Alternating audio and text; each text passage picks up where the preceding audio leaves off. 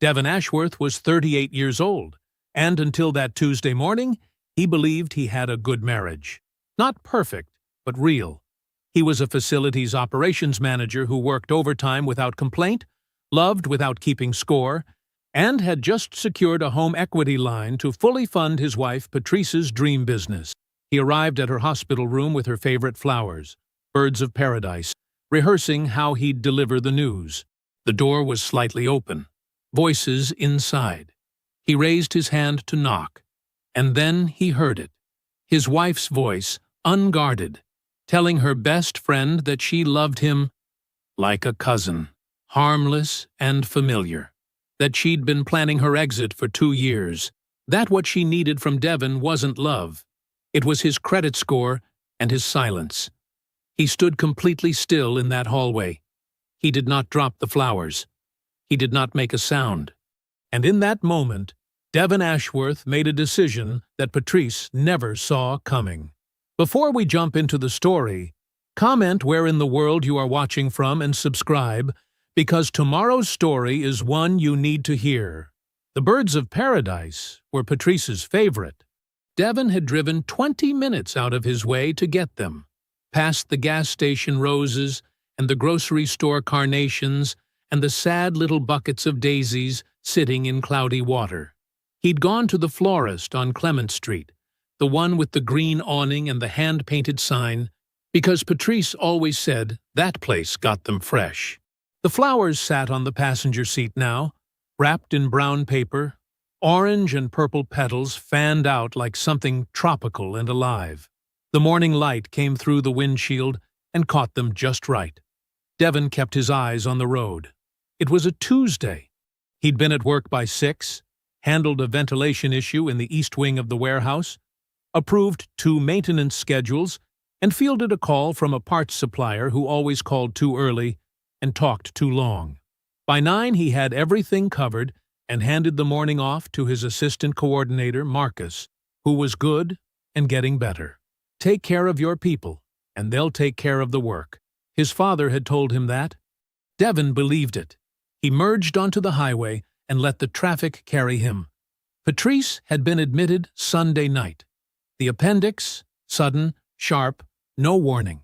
She'd called him from the kitchen floor, voice tight, and Devon had been in the car before she finished the sentence. He'd held her hand through intake, sat in the waiting room for 3 hours, slept in the chair beside her bed until the nurses said she was stable, and told him, gently but firmly, that he should go home and rest. He didn't sleep when he got home. He lay on top of the covers in his work clothes and stared at the ceiling and thought about her face when the pain was bad, the way she'd squeezed his fingers without looking at him, like she needed the grip more than the comfort. He'd showered, changed, gone to work. He was good at forward motion, always had been. Now he was almost there, and he had something to tell her. Something he'd been sitting on for a week because the timing hadn't felt right. The home equity line had come through, approved for enough to cover the full launch of her event planning company, the website, the branding, the seed capital for the first 3 events. Everything she'd mapped out in the business plan, she'd revised 4 times on the dining room table, while Devon made sure there was coffee in the pot and kept his mouth shut about the hours. 3 years he'd watched her build towards something. He'd worked overtime without making it a conversation. He'd covered the dental emergency in February without hesitation. $1,400 he hadn't planned for. Paid without ceremony, because that was what you did when someone was yours. He'd never kept score. That wasn't who he was. He'd rehearsed telling her about the equity line. Not because he needed the words to be perfect, but because he wanted them to be right. Wanted her face to know he'd done this on purpose, that it wasn't luck, that he'd wanted this for her. He thought maybe she'd cry a little. Patrice didn't cry often, and when she did, it was always quiet, just her eyes going soft before she pulled herself back together. He was looking forward to seeing that. The hospital came into view. Devon pulled into the visitor's lot, cut the engine, and sat for a moment with his hands on the wheel. The flowers leaned against the seat beside him, He picked them up carefully. The third floor was quiet, the way hospitals always were mid-morning. The rush of early rounds finished, the hum of machines steady and low, the hallway smelling faintly of antiseptic and recycled air. Devon nodded at a nurse he recognized from Sunday night. She smiled back. Room 314 was at the end of the corridor. He walked the way he always walked, unhurried, solid, like a man who knew where he was going and wasn't in a rush to prove it. The flowers were in his left hand, his jacket was straight, and somewhere in his chest there was a quiet warmth that had been sitting there since he left the florist. He was almost at the door when he heard voices. The door was slightly open. Not wide, just a gap, maybe 4 inches, enough for sound to travel. He recognized Audra's voice first. Patrice's best friend since college. She was laughing at something, the way Audra always laughed, a little too easily. Devon slowed. He didn't want to interrupt. He stood just to the side of the doorframe, flowers at his side, and raised his hand to knock. Then he heard Patrice's voice, and the words came through the gap clearly. Too clearly to mishear, too specific to explain away. Devon's hand stayed in the air. He did not knock. Devon did not move. His hand was still raised, still aimed at the door. The knuckles never made contact. Patrice's voice was different when she didn't know anyone was listening. Looser. The careful warmth she carried in public was gone, and what was underneath it was something Devon had never heard before. Light, almost bored, like she was describing a problem she'd already solved. "I love Devon," she was saying. "I do, but it's like, you know how you love a cousin? Familiar, harmless. You're glad he exists, but you're not exactly choosing him." Audra said something low. Devon couldn't catch it. I know. Patrice's voice again, a small laugh trailing behind it. "I should have left 2 years ago. I almost did. But the business wasn't ready, and I wasn't ready, and you know how it is. Timing is everything." Devon lowered his hand slowly. He pressed his back against the wall beside the doorframe. The flowers hung at his side. "He's a good man," Audra said, louder this time. Devon heard it clearly. "He is." Patrice didn't miss a beat. "He is absolutely a good man. He is also the best investment I ever made." A pause. "That equity line is almost finalized. Once the business launches, and I've got 12 months of revenue under me, I'm gone. Clean. I've already thought through most of it." The hallway was empty in both directions. A monitor beeped somewhere down the corridor. The fluorescent lights buzzed at a frequency Devon had never noticed before. "You've really thought about this," Audra said. She wasn't pushing back. She was catching up. "I've been thinking about it for 3 years. Simple. Easy. The way someone talks about a plan that's already finished in their mind. Like the thing is done, and the world just hasn't caught up yet." Then, Trent asked about me. Devon's jaw tightened. Trent Fairfax. Patrice said the name the way people say names that mean something to them, soft at the edges, a little careful. "We had lunch last month. He drove up from Charlotte. It was—" She let the sentence breathe. It was like no time had passed. "You know how it is when someone just gets you?" Audra's voice again, quieter. "Patrice, I know." The dismissal was gentle, but absolute. "I know what you're going to say. But what Trent and I have is real. It was real in college, and it's real now. I've spent 5 years pretending otherwise, and I'm tired of it. He's married to you, Patrice." Audra's voice had a tremor in it now. "Devon, he works himself half to death for you. You know that." A soft sound. Maybe Patrice shifting in the bed. Maybe a shrug. "Good men are everywhere, Audra." Flat. Certain. The tone of someone who had thought through every possible objection and found them all manageable. "What I need right now is his credit score and his silence. That's it. That's all I need from him. And when the time comes, I'll handle it cleanly. He'll be fine. Men like Devon always land on their feet." Devon stood with his back against the wall. He was not shaking. He noticed that. He'd half expected to be some physical response to match the size of what he was hearing, but his hands were still. His breathing was even. The flowers were just flowers, orange and purple and carefully chosen, and he held them at his side like they weighed nothing at all. He stood there for another moment. Then he turned and walked back down the hallway. Not fast, not slow. The same pace he'd come in with, steady and even. The walk of a man who knew where he was going. He passed the nurse's station. He passed the door of a room where a television was playing. He passed the family waiting area with the plastic chairs and the stack of old magazines and the window that looked out onto the parking structure. He found a chair near the elevator bank. He sat down. He put the flowers on the chair beside him. The brown paper crinkled once and went still. He put his hands on his knees. He looked at the elevator doors. He sat like that for a while, long enough for the elevator to open and close twice, long enough for an orderly to pass with a cart and nod at him without stopping, long enough for something inside him to move from one place to another. He wasn't sure what to call it, only that it had shifted, and he understood that certain things were going to be different now. He reached into his jacket pocket and took out his phone. He opened his messages. He scrolled to Kwame Ose's name. He typed one line. "I need to see you tomorrow. Your office." He pressed send. He put the phone back in his pocket. He sat for another moment. Then he stood up, straightened his jacket, and picked up the flowers. He carried them back down the hall toward room 314. He knocked. He waited.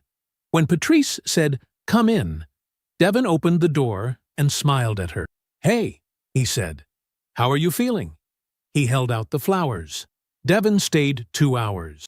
He sat in the chair beside Patrice's bed, the one with the thin cushion and the metal armrests, and he was everything she expected him to be. Attentive, warm. He refilled her water cup without being asked. He laughed at the right moments. When she reached for his hand, he gave it. The flowers went into a plastic pitcher on the windowsill. The nurses didn't have a proper vase. The birds of paradise looked too vivid against the white walls, too alive for that room. Devon didn't look at them again. Audra left 20 minutes after he arrived. She had hugged Patrice carefully, avoiding the surgical site, and then turned to Devon with a smile that didn't quite reach her eyes. He returned it with one that did. "She needs her rest," Audra said to Devon, like a warning dressed up as consideration. "She'll get it," Devon said. "I'll make sure." He slept in their bed that night with 5 inches between them, which was normal.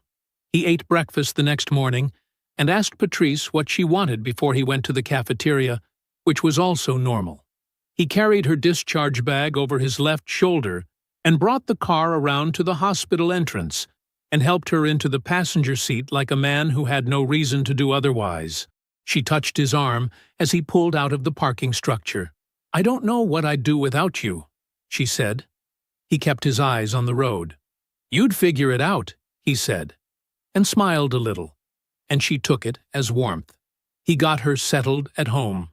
Pillows arranged, medication on the nightstand, television remote within reach, a full glass of water, and a bowl of crackers on the side table because she'd mentioned her appetite wasn't back yet. He told her he had to go into work for a few hours. She said she understood. She said she'd sleep. He drove to Kwame's office and arrived at 11:14 in the morning. Kwame Ose's firm occupied the second floor of a narrow building on Clement Street, above a dry cleaner and across from a parking garage. The waiting area had 2 leather chairs, a small table with no magazines, and a receptionist named Donna, who had worked there for 11 years and knew not to ask questions. She showed Devon in without announcement. Kwame was standing when Devon entered. He had already cleared the chairs in front of his desk, moved the files that usually occupied one of them to the credenza behind him. He had been expecting the call since Devon's text the night before. They shook hands. They sat. Devon recounted everything. He did it the same way he did everything, methodically, from the beginning, without editorializing. He told Kwame where he'd parked. He told Kwame what he was carrying. He told Kwame the exact moment he'd stopped walking. And then he said what Patrice said, almost verbatim, including the pauses, including the laugh. Kwame listened without interrupting. His expression did not change. He had a yellow legal pad in front of him and a pen in his hand, and he wrote nothing down during the telling, only after it was finished. "How long ago was the lunch with Trent Fairfax?" he asked. "She said last month." Kwame wrote something. Then he set his pen down flat on the pad. "There's something you need to know," he said. "I've been trying to decide for a while whether it was my place to tell you." He looked at Devon directly. 6 months ago, Patrice contacted a family law attorney, a colleague of mine, different firm, no conflict with my practice. She was exploring her options. The consultation was confidential, but the fact of the inquiry isn't. My colleague mentioned it in passing without details. The name came up in a context that made it register. Devon held Kwame's gaze. "She's been planning this," Kwame said. He said it plainly, without softening it. "This isn't a feeling that got out of hand. It's a project." A beat passed. Then another. "How long has she been building it, do you think?" Devon asked. "Based on what you've told me? At least 2 years of intention." "Probably longer." Devon nodded once. He looked at the window. Then he looked back at Kwame. "I need to understand the full picture before I do anything. Financially. Legally. I need to know what I'm looking at." "Then we start with documentation," Kwame said.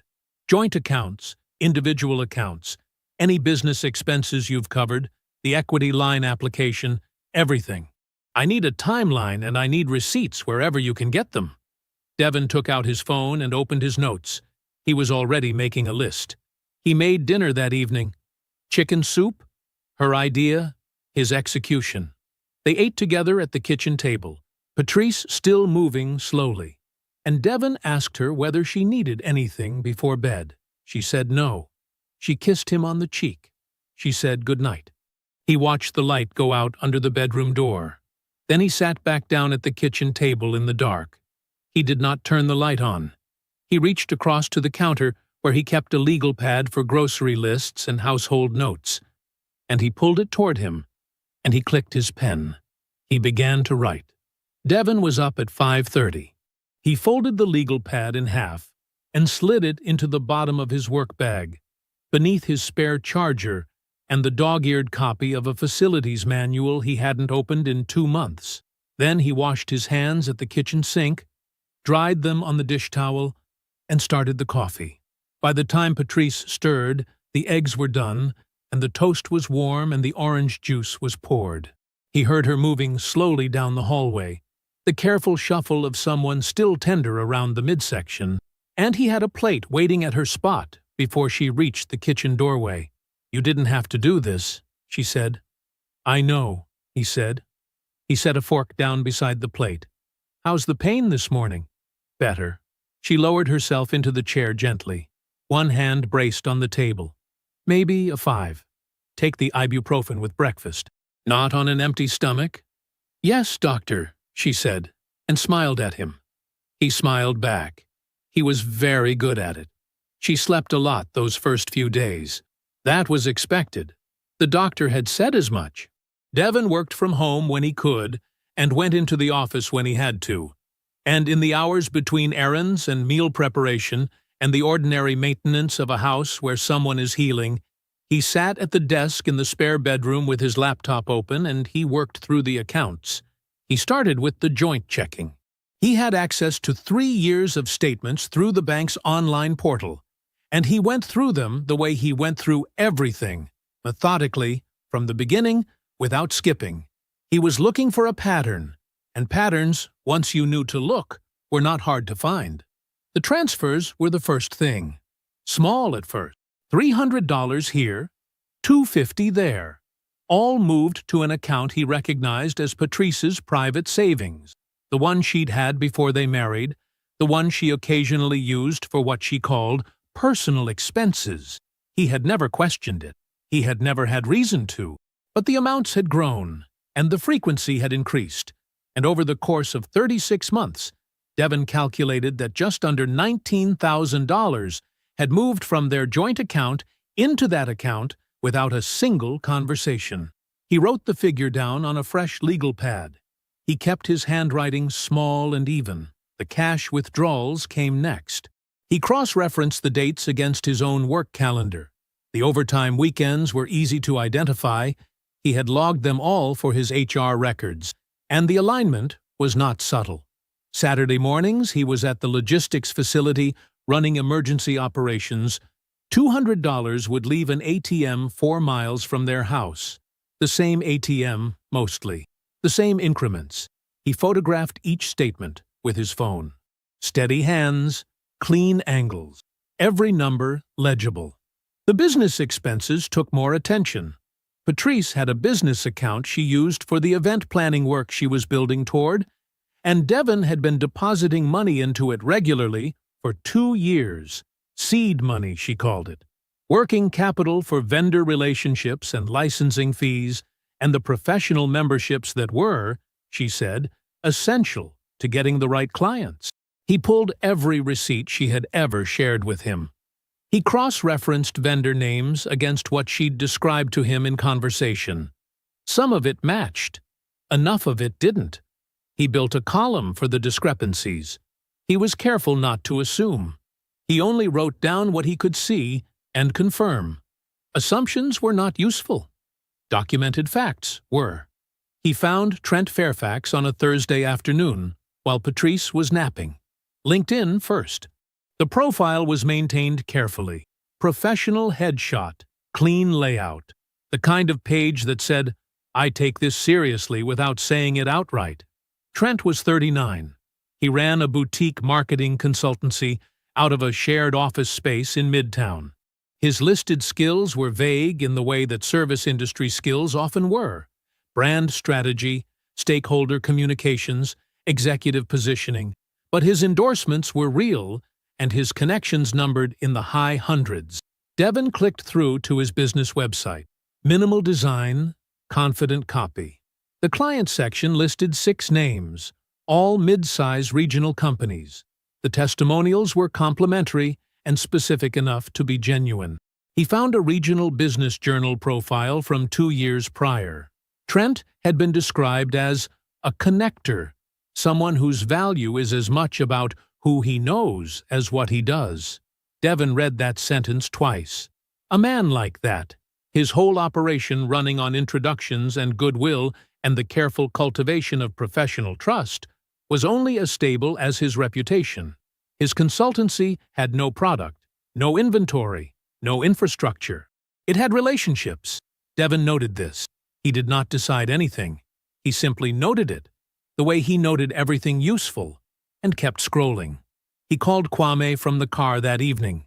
"I pulled everything on Fairfax," Devin said. "Small operation, word-of-mouth dependent, maybe 6 clients at a time." A pause on Kwame's end. "Interesting timing. A fraternity brother of mine, Marcus, corporate communications director over at Dunmore Group, mentioned last week that Fairfax's firm reached out about a contract. They're still in early conversations." Devin watched a light change at the intersection ahead of him. "Is that right?" "That's right," Kwame said. Neither of them said anything further about it. That night, Devin closed the laptop, squared the documents into a manila folder, and slid it into his work bag beside the legal pad. He zipped the bag closed. He set it beside the desk chair. He walked to the bedroom doorway. The room was dark, except for the thin light coming in around the curtain edges. Patrice was on her side, one hand tucked under the pillow, her breathing slow and even. Her hair was loose across the pillow. She looked, in that light, the way she had looked when he first loved her. He stood in the doorway and looked at her for a long moment. Then he reached up and pulled the door almost closed, leaving just an inch of space. He went back to the spare bedroom. He had more work to do. Devin called her at 9:15 in the morning, after Patrice had taken her medication. and settled back into the bedroom with a book. He kept his voice easy, warm, the voice of a man who had nothing on his mind except doing something nice for his wife. "Audra, hey, sorry to call out of nowhere."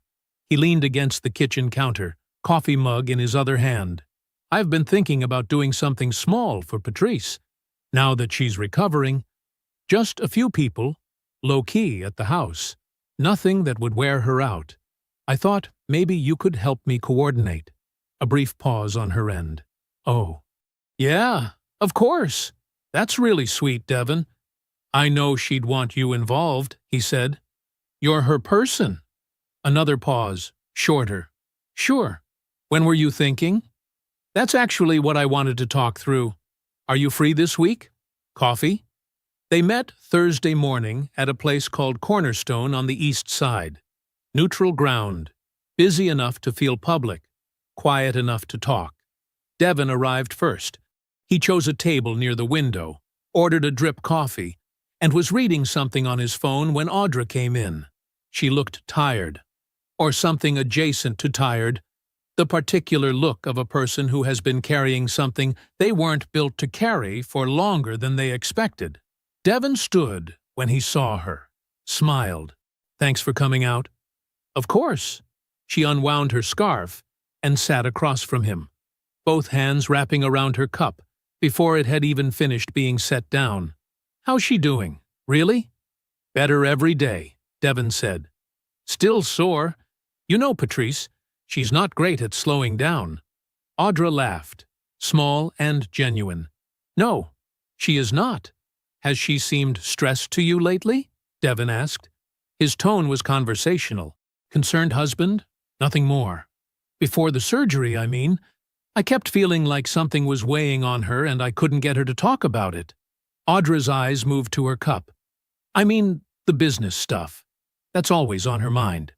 "Right." Devin nodded slowly. "The launch timeline. She's been anxious about that." "Yeah." Audra turned her cup a quarter rotation. "The usual things. Has she mentioned anything specific? I just want to understand what she's dealing with, so I'm not adding pressure." "No, nothing specific." Audra's voice was a little too flat, a little too settled. The voice of a woman who had practiced saying nothing specific and was hoping she'd gotten good at it. Devin didn't push. He just nodded again, thoughtful, and let the silence sit for a beat before steering them toward venues and guest lists and whether Patrice would prefer afternoon or evening. He was pleasant and practical and completely unrevealing. And by the time they were 40 minutes in, Audra had visibly relaxed, her shoulders down from her ears, her hands loose around the cup instead of gripping it. She thought she had gotten through it. Devin let her think that. He picked up the tab without making anything of it, and they walked toward the door together, and he held it open for her, and they were standing on the sidewalk in the thin morning light when he stopped and looked at her directly. "Audra." His voice was quiet, steady, not accusing, not pleading. "I need you to know that I'm not the man Patrice told you I was." Her face changed. Just slightly. A small movement around the eyes, a tightening at the corners of her mouth. It was enough.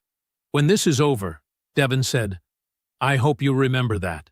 He didn't wait for her to respond. He gave her a single nod, the kind that closed a conversation without slamming it, and he walked to his car. Audra called Patrice before Devin had reached the highway. He knew she would. That evening, Patrice mentioned she was tired and went to bed early. Devin waited until her light went off. Then he opened his laptop at the desk in the spare bedroom and pulled up their shared family calendar. He had used it for years, for his work schedule, for home maintenance appointments, for the kind of ordinary domestic record-keeping that builds up quietly over a marriage. Patrice used it too, with less consistency, but enough that the entries were there. He went back 18 months. He matched every cash withdrawal date he had documented against her calendar entries. The alignment was exact. 3 withdrawals fell on a weekend she had marked Nashville. Girls' trip. Two more matched a Friday she had listed as Vendor MTG, Charlotte.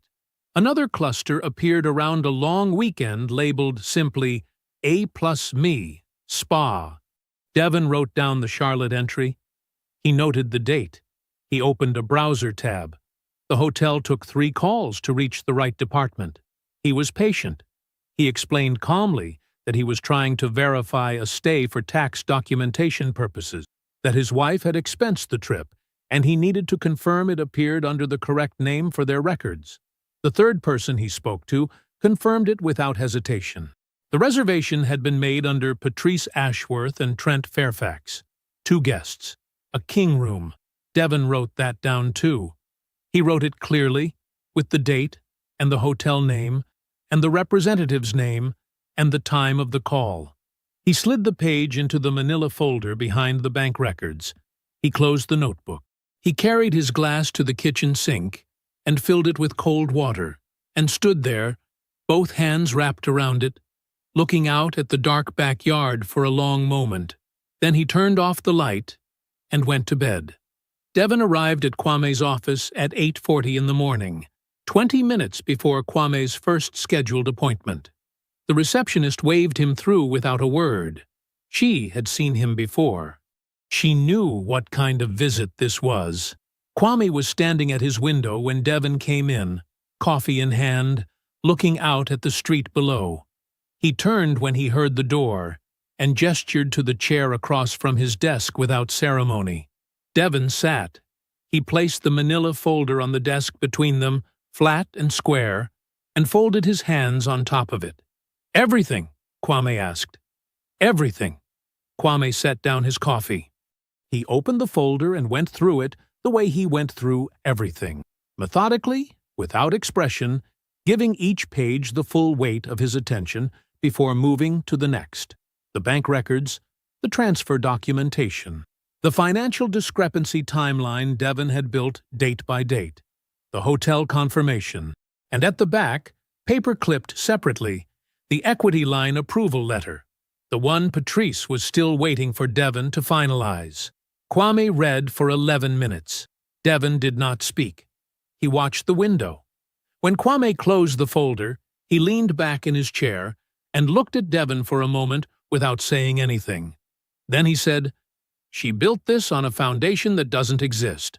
Devon said nothing. Kwame turned the folder so its edge aligned with the corner of his desk. A habit. Let's go through it.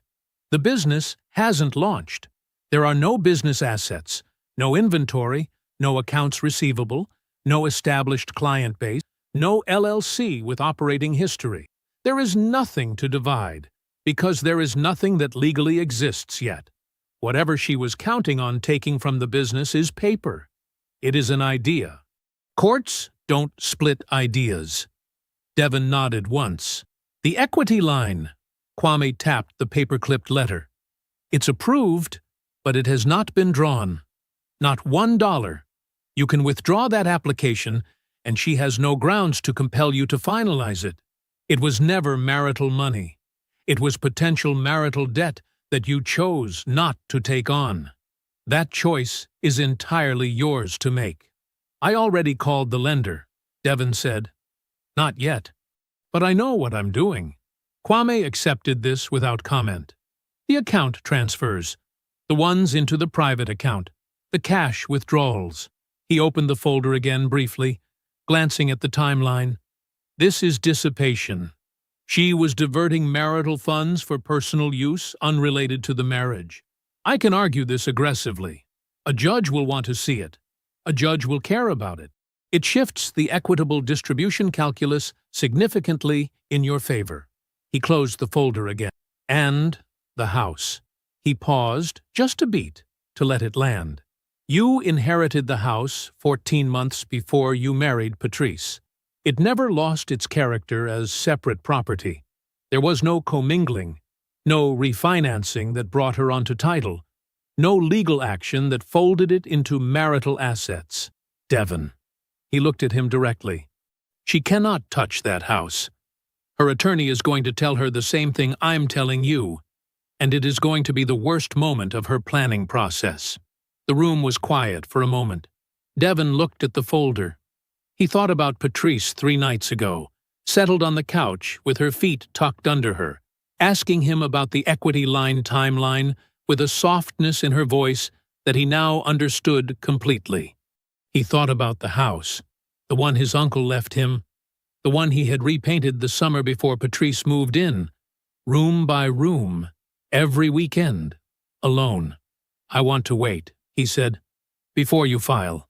Kwame raised an eyebrow slightly. Not surprised, just listening. "One more piece," Devon said. "I'll know it when I have it." Kwame nodded. That was enough. Devon shifted in his chair. "There's something else." He told Kwame what he had found about Trent Fairfax, the boutique consultancy, the thin client roster, the complete dependence on personal referrals and professional relationships. Then he mentioned what Kwame had told him on the phone. His fraternity brother, the corporate communications director, recently approached by Trent's firm for a contract. Still in discussion, Kwame listened without moving. When Devon finished, Kwame was quiet for a moment. Then he said, "I've been meaning to catch up with Marcus anyway. We're overdue." He picked up his coffee. "I won't say anything that isn't true." Devon looked at him. "I know you won't." That was the end of it. He was home by 10:30. Patrice was in the living room with her laptop, doing what she described as light planning. Devon kissed her on the top of her head, asked if she needed anything, and went to change out of his work clothes. He spent the afternoon handling 2 things remotely for his job, ate a sandwich at his desk, and by evening was in the kitchen making pasta when Patrice appeared in the doorway, freshly showered, in the gray sweater she knew he liked. They ate at the table. It was pleasant. She asked about his day. He asked about hers. Toward the end of the meal, she mentioned, casually, that she had been thinking about the business timeline. Spring was the ideal window, she said. If the equity paperwork moved forward in the next few weeks, Devon set down his fork. "I actually need a few more days with it," he said. "Some of the terms. I want to read through everything carefully before I sign." Patrice smiled. Warm, patient. The smile of a woman who had nothing to worry about. "Of course," she said. "There's no rush." The call came at 7:52 in the morning. Devon was at the kitchen counter, coffee in hand, watching the backyard through the window. A neighbor's dog was cutting across the far edge of the grass. Unhurried. Like it owned the place. His phone buzzed against the counter. He glanced at the screen. Brianna. He picked it up on the second ring. "Hey, Bree." Her voice was not right. It was controlled in the way that voices get when someone has been working hard to make them sound normal and hasn't quite gotten there. "Devon, hey. I'm sorry for calling so early." "You're fine," he said. "What's going on?" A short pause. Just long enough. "I need to see you. Can we meet somewhere? Not your house, not Mom's." Another beat. Somewhere just neutral. Devon set his coffee mug down. He kept his voice easy. "Yeah, of course. When? Today?" Her voice dipped slightly on the word, like she'd been holding it. "If that works." "It works," he said. "Name a place." She chose a diner on the east side of town, the kind that had been there for 30 years and decorated like it. Vinyl booths worn soft at the edges, coffee that came without being asked. Devon arrived first. He picked a booth near the back, away from the windows, and ordered 2 coffees. He sat with his hands around his mug and waited. Brianna came in 7 minutes later. She was Devon's height exactly, with Patrice's same sharp cheekbones, but none of Patrice's composure. Her eyes were red at the rims. She had clearly slept badly, if at all. She slid into the booth across from him and wrapped her hands around the coffee mug before she said a word. Devon waited. "I was at Mom's on Sunday," she started. "Patrice was there for a couple of hours in the afternoon. She left before dinner." Brianna stared into her mug. She forgot to close out a thread on the shared tablet, the one Mom keeps on the kitchen counter. She looked up at him. "I wasn't snooping. I just picked it up to change the music." "I believe you," Devon said simply. Brianna exhaled, like she had needed to hear that. It was a message thread between Patrice and— She stopped, pressed her lips together. Between her and someone named Trent. Devon nodded, slow and easy, giving her room. I didn't read all of it. I didn't want to. Brianna's jaw tightened. But I read enough. She set the mug down. Devon, this has been going on for a long time. Almost 3 years, from what I could tell. The dates on some of those messages— She shook her head. She's been planning this. She told him the business was the last step. That once it launched and she had her own money, she was done. She made it sound like you were just something she was finishing up. Devon said nothing. He kept his face still. Trent thinks she's choosing him, Brianna said. He talks about it like it's already decided. Like they're already together, and you're just the last formality. She looked genuinely sick saying it. Devon picked up his coffee, took a slow sip, set it back down. There's more. Brianna's voice dropped. She's already told Mom and Aunt Carolyn and Aunt Denise. She watched his face. She's been telling them for months that the marriage hasn't been working, that you're closed off, that you never made her feel like a priority. Brianna's mouth pressed into a hard line. She told them she's been unhappy for years, and she's finally ready to do what's best for herself. The diner hummed quietly around them, plates and low voices and the hiss of something on a flat-top grill. Devon thought about Patrice's mother, a woman he had always treated with genuine respect, who hugged him at every family gathering, who had called him on his birthday for 3 years running. He thought about what it would look like, walking into that family without knowing what was already waiting there for him. The portrait Patrice had been painting, stroke by careful stroke. She's been managing it, he said. Not a question. Brianna nodded. She's good at that. The silence held for a moment. Brianna. Devon looked at her directly. I need you to hear me. Whatever happens next, none of it touches you. You have my word on that. Brianna's eyes filled. She didn't try to hide it. She's my sister, she said. I didn't come here to blow up her life. I just couldn't. She stopped. Tried again. You're a good man, Devon. You didn't deserve any of this. Devon looked at her. Something moved behind his eyes. Brief, and then still. I know, he said. That's why I'm handling it. He walked her to her car. He waited until she pulled out of the lot.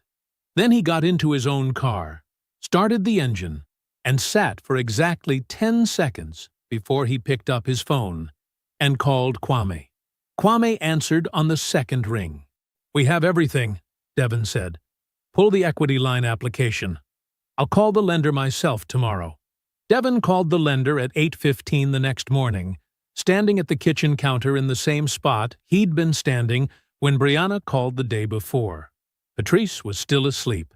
The house was quiet, except for the coffee maker finishing its cycle.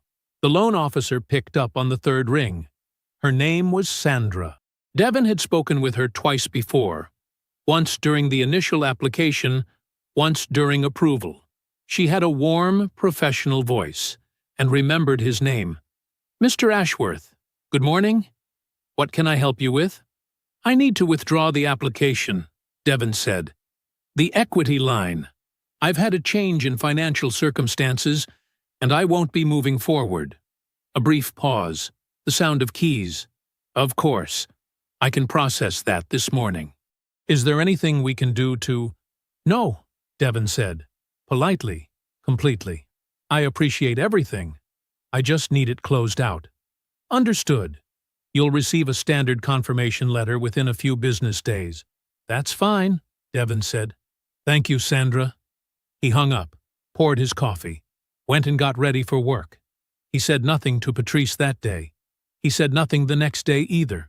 He came home on time both evenings, asked about her recovery, ate dinner across from her, and listened to her talk about vendor calls she'd made and a color palette she was finalizing for a client proposal. She was animated when she talked about the business. Genuinely. That part, at least, had always been real. Devin listened, asked questions, washed the dishes after. He slept without difficulty. He had made his decisions. There was nothing left to be anxious about. The letter arrived on a Thursday. Devin was at work when his phone lit up. Patrice's name on the screen. He was in the middle of a walkthrough with one of his maintenance leads, checking HVAC drainage on the second floor. He held up one finger, stepped a few feet down the hallway, and answered. "Hey." Her voice was smooth, but the rhythm was off, just slightly, like a song played a half step too slow. "I got a letter today from the lender." "Okay," Devin said. A beat. "It says the application was withdrawn." "That's right." Another pause, longer this time. She was recalibrating. He could almost hear it. "Devin, what's going on?" "I thought we were finalizing. I've been looking more carefully at our debt exposure," he said. "I got uncomfortable with the numbers. It didn't feel like the right time to take on that kind of liability." "That's—" She stopped. Started again. "That's a conversation we should have had together." "You're right," he said. "And we will. I'll explain everything when I get home." She said, "Okay." The word was flat and careful, the way her words got when she was thinking hard and not ready to let that show. She was ready for him when he walked through the door that evening. He could see it in the way she was sitting at the kitchen table, upright, both hands around a glass of water, dinner already made. She had set the table. She had composed herself. She had a version of this conversation prepared.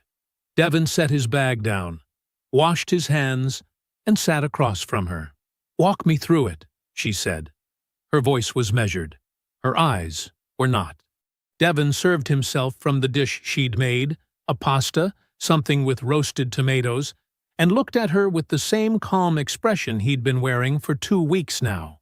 "I've been doing a thorough review of where we stand financially," he said. "The equity line made sense when I first applied, but I've been looking more carefully at our full picture, and I'm not comfortable pulling against the house right now. Not with the market the way it is." Her jaw moved slightly. "Devin, the business launch is dependent on that funding. You know that. We've been planning around it." "I know," he said. "That's part of what I want to sit down and talk through properly." He took a slow bite, chewed, set his fork down. "There are some things I've been wanting to discuss with you. About where we are. About what I've been thinking." He met her eyes. "Let's do it this weekend. Properly. Sit down together with clear heads." Patrice looked at him for a moment. Searching. There was something in her expression that was not quite fear, and not quite suspicion. Something in between. Something newer. She had not expected this version of him. "Fine," she said finally. "Saturday." "Saturday." Devin agreed. He finished his dinner. She finished hers. The table was quiet in a way it had never quite been before. Not the comfortable quiet of two people who didn't need to talk, but the taut and humming quiet of a wire pulled tight. In the days that followed, Patrice called Audra twice. Devin didn't know the exact content of those calls, but he knew they happened. He also didn't know about the third call, the one she made from her car, parked down the street, the evening after their dinner. The one that went to Trent. Devin came home from work on Friday evening and set his bag on the kitchen counter. He unzipped it. He removed the documentation folder, thick now, organized, every page in order, and placed it flat on the counter beside the stove. Then he opened the refrigerator and began preparing dinner for 2. Devin set the table the way he always set it when he cooked something worth sitting down for. 2 full-place settings. The good plates, white with a thin gray rim. A wedding gift from Patrice's aunt. Cloth napkins folded once. Water glasses filled. Fork on the left, knife on the right. The way his grandmother taught him before he was old enough to reach the counter without a step stool. The food was on the stove. Roasted chicken, rice, green beans with a little garlic and lemon. Simple. The kind of meal that took care and didn't announce it. The documentation folder sat in the center of the table where a candle would normally be. Closed, squared to the table's edge. Devon had organized it that morning before Patrice was awake. Bank records first, then the hotel confirmation, then the written timeline he had typed and printed at work. 3 pages, clean and precise. Every transfer, every date. Every weekend trip cross-referenced against the shared calendar, against the marriage milestones he had tracked, without knowing he was tracking them. He had not been angry when he put it together. He had been thorough. Patrice came downstairs at 6:40. She had dressed for this, not formally, but deliberately. Hair done. A blouse Devon recognized. She had prepared herself to be persuasive, and she had chosen her clothes accordingly. She stopped when she saw the table. Her eyes moved to the folder, then to Devon, standing at the stove with his back to her. "Sit down," Devon said, quietly. "Food's almost ready." She sat. She did not reach for the folder. Devon brought the food over, served both plates, set the pans back on the stove, and sat down across from her. He picked up the folder, opened it, and laid it flat in front of her, without a word. She looked down at the top page. Bank records, her own name in the transaction column, transfers to an account Devon had never been given access to, dated back 2.5 years. 19 transactions. The amounts were listed neatly in the right-hand column. "I was in the hallway," Devon said. "Outside your hospital room. You were talking to Audra." Patrice looked up. Devon's voice was even. Not soft, not hard. Just level, like a surface you could measure things against. "I heard everything you said." He let that sit for a moment. "I've known for 2 weeks. I've spent those 2 weeks making sure I understood the full picture before I said anything to you. Devon, let me finish. Not loud, just final." She closed her mouth. He told her what he'd heard. Not summarized, word for word, the parts that mattered. The best investment I ever made. His credit score and his silence. He watched her face as he spoke, and he felt nothing he wasn't expecting to feel. A low, steady ache. The kind that had already settled in so deep it no longer surprised him. He told her about the hotel in Charlotte. He turned to the confirmation page and set his finger on the line. Patrice Ashworth and Trent Fairfax, and left it there for a moment before moving on. He told her he knew about the story she'd been building with her mother and her aunts. The emotionally withholding husband, the unhappy wife. The narrative she had been quietly laying down like groundwork before the house was even started. Patrice's first move was denial. Instinctive, smooth, almost convincing. Devon turned to the next page of the timeline and pointed to a date. Her mouth closed. Then she pivoted. Her chin came up slightly. Her voice found a different register. Wounded, tired. The register of someone who had been waiting to be heard.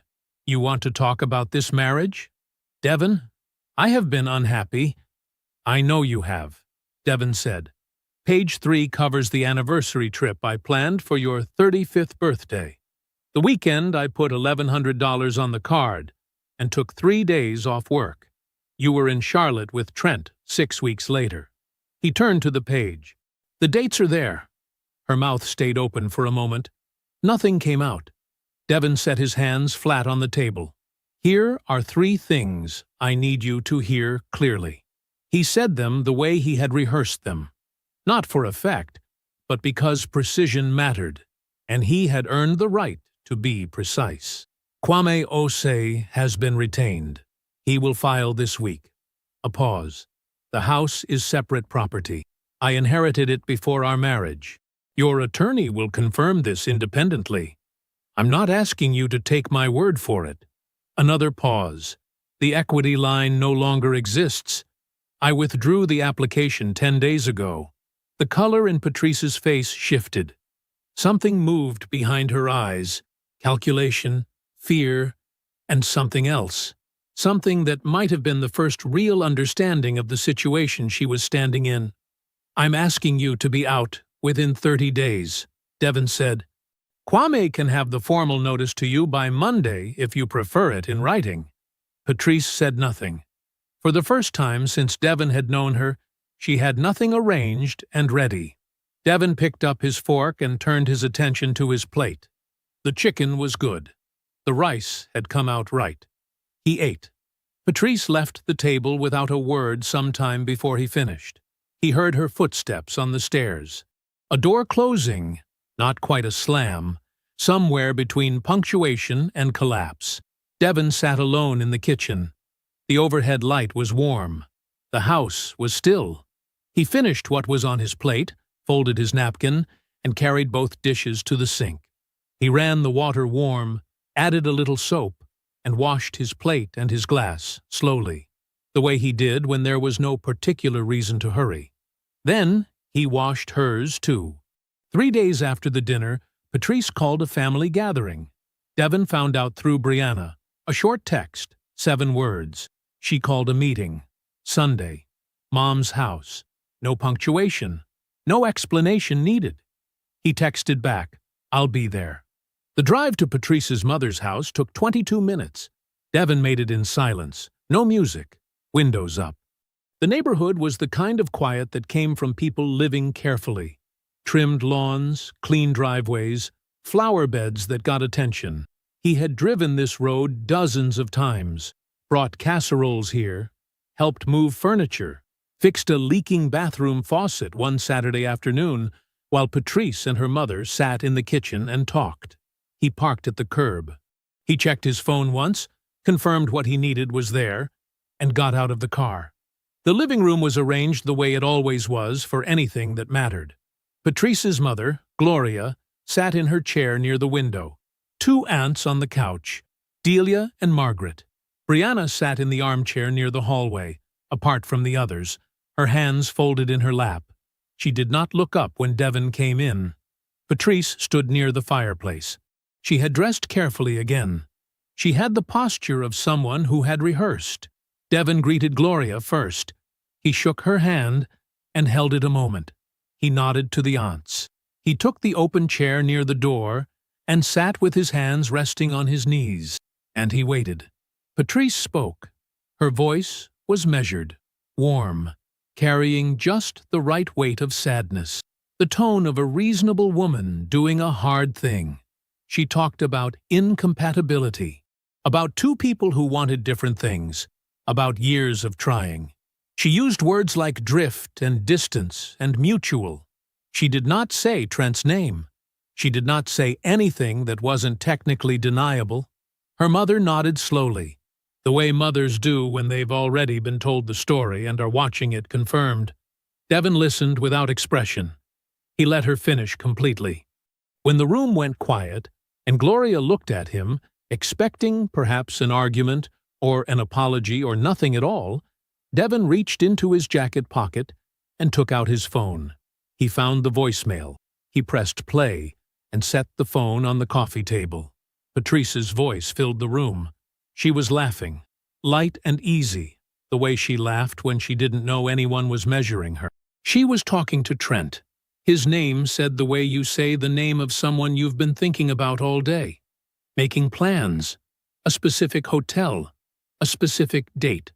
A tone in her voice that had nothing to do with drift or distance or mutual incompatibility. 28 seconds. Devon had timed it. He picked the phone up and put it back in his pocket. The room was completely still. Aunt Delia had her hand pressed flat against her collarbone. Margaret was looking at the carpet. Gloria's expression had not moved, but something behind it had shifted. The slow, heavy movement of a belief being revised. Brianna stared at the floor.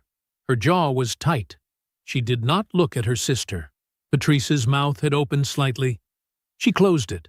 Devon looked at Gloria directly. He spoke the way he always spoke to her, with respect, without performance. "I'm not here to cause harm," he said.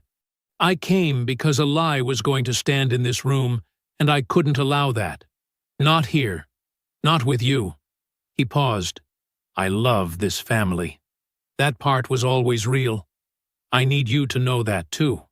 He stood up, buttoned his jacket, and thanked Gloria for her home. He left without looking at Patrice. He called Kwame from the car. 2 words: file it.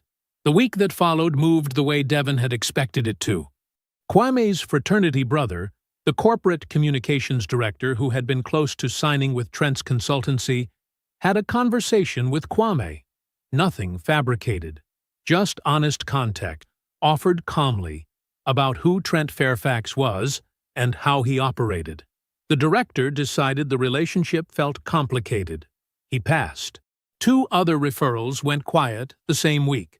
The way these things go when word travels through professional circles, not loudly, but efficiently, like water finding its level. Trent texted Devon on a Thursday. The message was short and poorly aimed, part olive branch, part territorial signal. He suggested a meeting, man to man. Devon read it once, set his phone down, and did not think about it again until Sunday evening, when he picked up his phone and typed, "I know exactly what this situation is. I don't meet with men who conduct themselves the way you do." He sent it and went to bed. Trent called Patrice. Devon did not know exactly what was said, only that Brianna described the call later in 4 words. It didn't go well, and that after it, Trent went quiet. Then unreachable, then simply gone, the way men like Trent go when the math stops working in their favor.